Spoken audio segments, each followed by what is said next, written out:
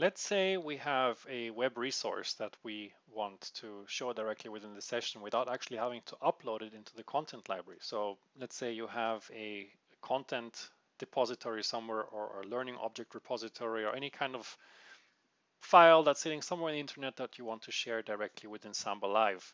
You can now do that by clicking on the content library, clicking Create New, adding a file from a URL. So this needs to be a web resource that's universally accessible, ideally not blocked off behind some kind of a login, because that's going to cause issues for the other users who may not be logged into that third-party system. Then you click Add File from URL.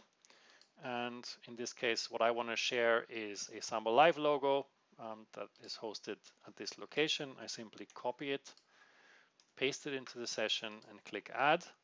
And now you can see that the URL icon is added into my media library. And to open it for everybody to see, I simply double click it and it opens like any other content type. I can use the whiteboard to collaborate on top of it and maybe discuss it or do whatever else I might want to be able to do with this particular content.